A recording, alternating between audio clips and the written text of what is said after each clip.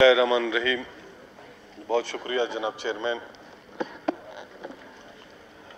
जनाब चेयरमैन, आज बलूचिस्तान की तारीख में इस बजट सेशन को जो मीज़ानिया बजट, जो आने वाला बजट, उसके लिए बहस हो रहा है। जनाब चेयरमैन, मुख्तलिफ हमारे मेंबरान ने, मोअज़्ज़ज़ मेंबरान ने अपनी तजावीज़ें दी। मजमूई जो हम यहाँ सुन रहे हैं वो एजुकेशन, हेल्थ, पानी। Order in the house please सुने। मजमूई हम उस पर बात हो रही है। क्या हम निशस्त पर तशरीफ ले जाएं। अपने सूबे के लिए, अपने बलूचिस्तान के लिए, यहाँ जितने भी दोस्त बैठे हैं, एक मजमूई सोच रखें कि इस सूबे में जो आने वाला बजट है उसको किस तरीके से इस्तेमाल किया जाए, किस किस मद में किन चीज़ों को क्या प्रायोरिटी देना चाहिए। सब जी शऊर दोस्त हैं यहाँ पे, जो गैलरीज में बैठे हमारे सेक्रेटरी साहिबान या ACS साहब। 2-3 महीना पहले जो ये मीज़ानिया बजट पर बहस हो रही है, उन्हें भी चाहिए कि वो इन तजावीज़ को साथ लेकर आने वाले बजट में तरजीह दें और सूबे के जो मसाइल, जो अहम मसाइल है, उन पर ये बजट खर्च किया जाए। जनाब चेयरमैन, क्योंकि सूबे में सबसे ज़्यादा तालीम, सेहत, पानी का मसला या हमारे यहाँ स्किल का इतना बड़ा मसला है कि आए रोज़ जो हमारे नौजवान हैं या हमारे मज़दूर हैं, जॉबलेस दोस्त भी वो रोडों पर आते हैं अपने लिए इंक्रीमेंट के लिए या अपने उन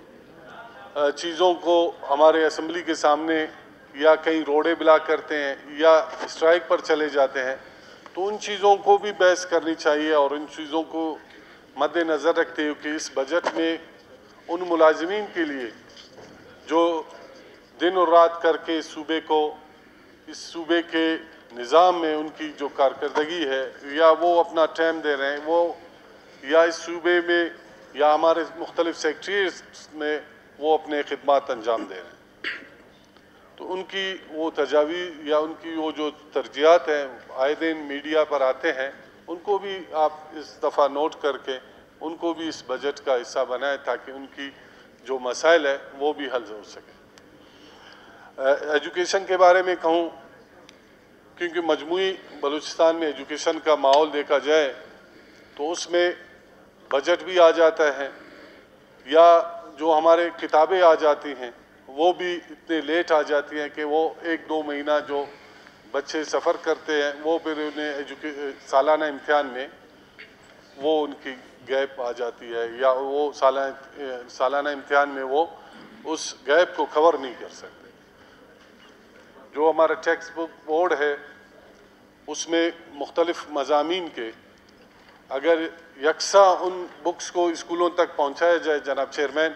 तो वो बच्चे उससे पढ़ें ताकि वो अपनी वो जो गैप है, पिछले अदवार में हमने देखे हैं कि बहुत सी किताबें मिसिंग थी। तो जनाब ACS से बैठे हैं कि इसको भी आप थोड़ा सा अपनी जगह दें, बजट में डाला जाए किताबों को, नहीं ताकि वो बजट उनका पहले मिल जाए या उनका जो तरतीब है उनको पहले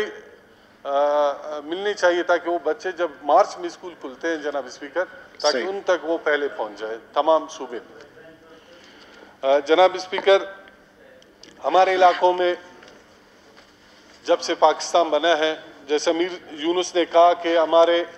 मुज़दार में 100 से अबाव स्कूल बंद है, तो हमारे यहाँ भी स्कूल इसलिए बंद होते हैं जनाब चेयरमैन कि वो शेल्टरलेस होते हैं, वो किराए की बिल्डिंगों में वो सफ़र करते हैं। जनाब चेयरमैन, मैं अपनी इस तजावीज़ में कि सूबे की जितने भी रेंट पे या शेल्टरलेस स्कूल है उनके लिए भी जनाब CM साहब बैठे हैं, हमारे वज़ीर तालीम साहब तो नहीं है, इनके लिए भी अगर कोई ऐसा कानून बन जाए या इस बजट में, ताकि उन स्कूलों में कोई 30 साल से, कोई 40 साल से, कोई 22 साल से वो स्कूल सफ़र कर रहे, कभी किसी बिल्डिंग में, कभी किसी बिल्डिंग में, कभी वो महीने बंद होते हैं क्योंकि उनके वो रेंट का मसला होता है, तो वो स्कूलें फिर हमारे वहाँ के बच्चे हमारे सफ़र करते हैं।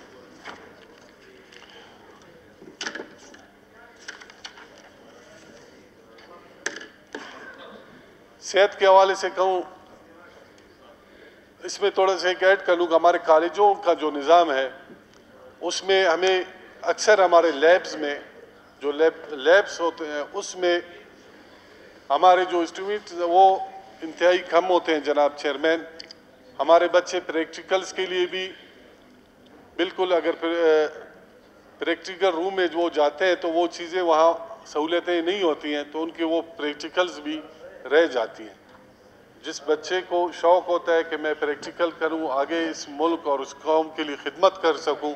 तो वो जाकर उस प्रैक्टिकल लैब में वो चीज़ें वहाँ नहीं पाते, तो मायूसी की शक्ल में फिर वो बच्चा फिर इतना ग्रोथ नहीं कर सकता। जनाब चेयरमैन, पानी के मसाइल हमारे सूबे में इतने ज़्यादा हैं, खुसूसन मैं ग्रीन बेल्ट का कहूँ, जो इरसा के मध्य में हमारे जो पानी आता है वहाँ से सिंध रिवर से, तो उसमें हमारे इरिगेशन डिपार्टमेंट के साथ कोई ऐसा फंड होना चाहिए ताकि वो बल सफाई वक्त टाइम पर हो जाए, ताकि वो जो टेल पर हमारे जो ज़मींदारी है या वो छोटे ज़मींदार हैं वो उन बेचारों तक पानी नहीं जाता।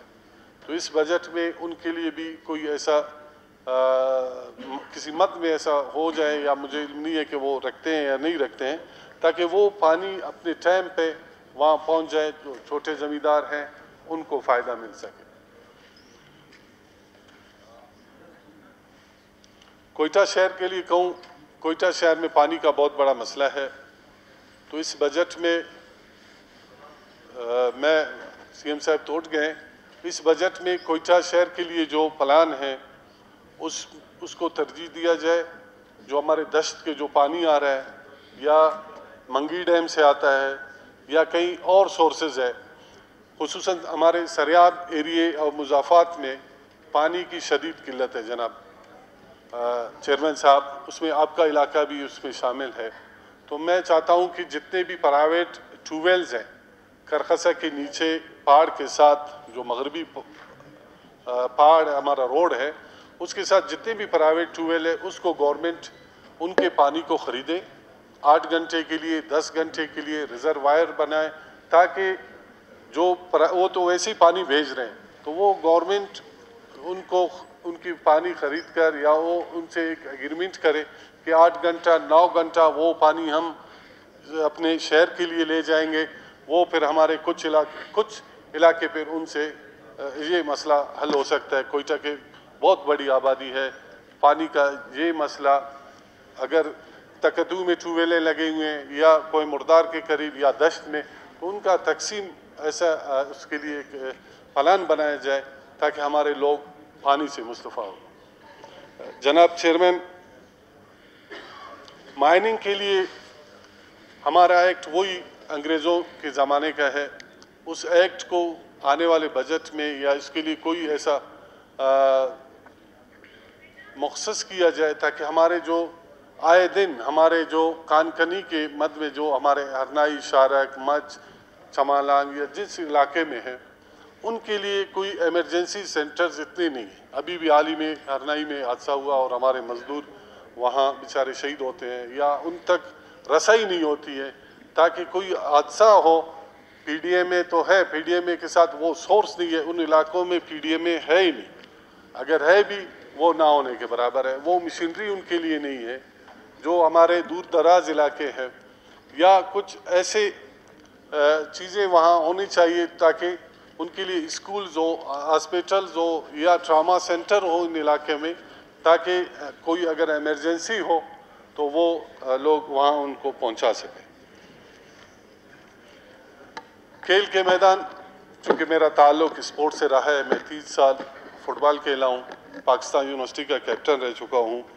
तो मैं अक्सर खिलाड़ी या अक्सर इलाकों डिस्ट्रिक्ट लेवल पे कोई ऐसा उनका सिस्टम नहीं है जनाब चेयरमैन, ताकि जो या क्रिकेट हो, फुटबॉल हो या जो भी हो, अगर है भी डिस्ट्रिक्ट ऑफिसर्स है भी तो उनके साथ इतने वसाइल नहीं है कि उन ग्राउंडों को आबाद करें।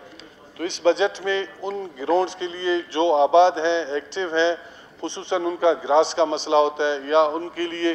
जो रहन सहन, जब टीमें इंटर सूबाई हमारे टूर्नामेंट्स होते हैं या हमारे इंटर डिस्ट्रिक्ट टूर्नामेंट्स होते हैं जनाब चेयरमैन, तो वो ग्राउंड्स में बैठने के लिए भी जो साया होते हैं या कोई ऐसा छाँव शेल्टर हो ताकि वो उस खिलाड़ी उसमें बैठ सके, ताकि वो अपने मैच का या अपने उस या आवाम के लिए कोई ऐसा चीज़ नहीं है जनाब चेयरमैन। क्योंकि स्पोर्ट्स अगर आएगा हमारे माशरे में एजुकेशन आएगा और माशरे में बहुत सी बीमारियां इस स्पोर्ट की वजह से चली जाती हैं। जनाब चेयरमैन, ज़राअत के हवाले से मुख्तलिफ दोस्तों ने अपने तजावीज़ें दी। चूँकि मेरा ताल्लुक भी ज़मींदारी से है, ज़मींदारी को अभी तक हमारे गवर्नमेंट ने नहीं समझा, क्योंकि अगर जब गवर्नमेंट समझता तो ज़मींदारों के लिए कोई ट्रेनिंग सिस्टम होते, वही हमारे पुराने सिस्टम हैं। जैसे मेरे अभी दोस्त ने कहा कि ना कोई रिसर्च है, ना कोई ऐसा सिस्टम है को जो हमारी ज़मींदारी कम से कम पानी पर वो अपनी ज़मींदारी करे। क्योंकि हर जगह देखें बिजली का मसला, आए दिन रोडें बंद होती हैं, आए रोज़ हमारे बिजली या ज़मींदारों का और वापडा वालों का तू मैं होते हैं। और इस मद जो ज़मींदारी के शोबे के लिए अगर आप सीओ साहब से या किसी से रब्ता करें, वो कह रहे हैं कि हमें सूबाई गवर्नमेंट पैसा नहीं दे। तो सीएस साहब बैठे हैं, बलूचिस्तान के ऊपर जितने भी वापडा के ड्यूज़ हैं, जिस मद में सब्सिडी के मद में या जो भी है, वो आप बैठें उस पर कोई लाएअमल तय करें कि आए दिन वापडा वाले यही बहाना बनाते हैं, बिल्कुल ज़मींदारी को तबाह करके उन्होंने छोड़ दिया है। लोगों ने अपनी जमा पूंजी यहाँ उसी ज़मींदारी पर लगाए हैं। बागात आप पिशीन को देख लें, आप मस्तूम को देख लें या कहीं और ऐसी ज़मींदारी जहाँ थी वो सब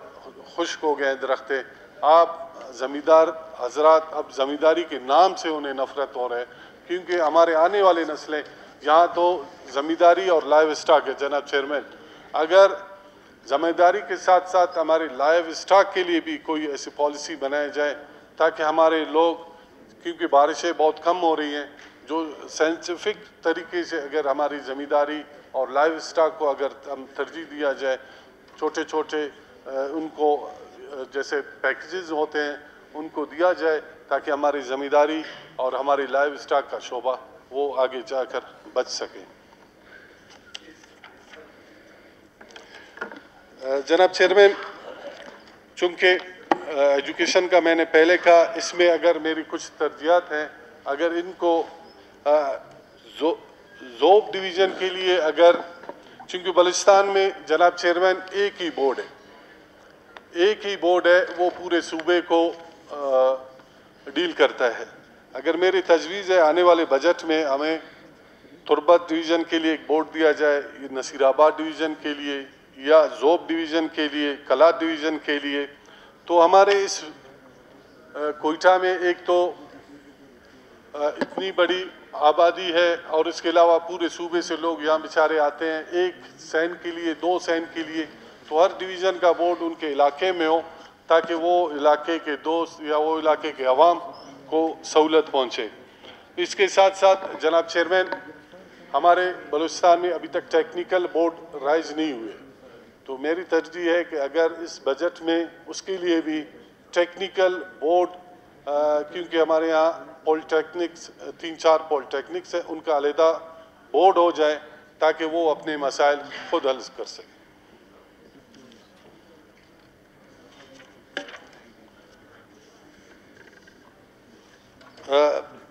मौके से फ़ायदा उठाते हुए जो कोयटा में मुख्तलिफ हमारे अहम रोड्स बन रहे हैं, जिसमें सरियाब रोड का जिक्र अगर मैं न करूं, सब्जल रोड का अगर मैं जिक्र न करूं, सिरकी रोड का अगर मैं जिक्र न करूं, तो मैं अपने कोयटा के अवाम का कसूरवार रहूँगा। सीएस साहब बैठे हैं आपकी तवज्जुह से। सीएस साहब काम तो बहुत होते देखे हैं हमने, मगर आए दिन आप यूट्यूबर्स को ले हर एक जाकर अपने कैमरा लगा के हमें भी गालियां पड़ती हैं, इंतहाई माजरत के साथ पूरे हमारे आप मिल आपके साथ और हमारे सीएम साहब तक, अगर इनकी काम को तेज किया जाए, क्योंकि पूरा सीज़न गुजर चुका, सरियाब रोड की अभी तक लेवलिंग ही नहीं हुई। सब्जर रोड को ले ले, एक पोर्शन उसका बचा हुआ है, गोलीमार चौक से लेके यूनिवर्सिटी तक, अभी तक हम उसके ट्रेन इतने उस इलाके के लोग खौफ में हैं कि आए दिन वो बेचारे गढ़ों में गिर रहे हैं। पानी से हमारे ख़वातीन, हमारे मरीज़, हमारे बच्चे वहाँ गुज़र नहीं सकते हैं जनाब चेयरमैन, कि वो इलाका दो साल से खंडरात का शिकार है। एक पोर्शन जिसको गुज़िस्ता गवर्नमेंट ने अपने इफ्तिदा के लिए दिन रात करके काम करके उन्होंने जो इफ्तिदा की, उसके बाद जो पोर्शन है वो अब तक सफ़र कर रहा है जनाब चेयरमैन। उससे आए रोज़ आप भी गुज़रते हैं, आपका घर है वहाँ पे, आपकी गुज़र, आपकी रहन सहन उसी रोड पर है। तो खुदारा आप ऐसा रूलिंग आज मुझे चाहिए ताकि उस रोड को दिन रात, हम देखते हैं कि पाकिस्तान में जहाँ भी काम होते हैं रोडों का खुसूसन दिन रात उन पे काम होते हैं। हमारे यहाँ रोडों पर 6 बजे के बाद उनकी जो मशीनरी है वो अपने जहाँ उनकी जगह बनी हो वो वहाँ पार्क होते हैं, काम नहीं होता। दिन के टाइम इतने रश होते हैं और वो अपने वो कछुए वाली चाल के साथ वो काम वहाँ कर रहे हैं। तो मैं इन्हीं अल्फाज के साथ कि सरियाब रोड अगर आप उसे बनाना है, हमारे सूबे की इंटरेस्ट है, बाकी 3 सूबे इसी रोड से गुज़रते हैं और हमारे मेहमान जब बाहर से आते हैं, जब हमारी ये हालत देखते हैं तो हमारे लिए दुआ नहीं करेंगे, वो हमें बद्दुआ देंगे। तो मैं अपने इन अल्फाज के साथ जनाब चेयरमैन, अगर मुझसे कोई गलती हो तो मैं माफ़ी चाहता हूँ। वस्सलाम। बहुत शुक्रिया अहमद नवाज साहब।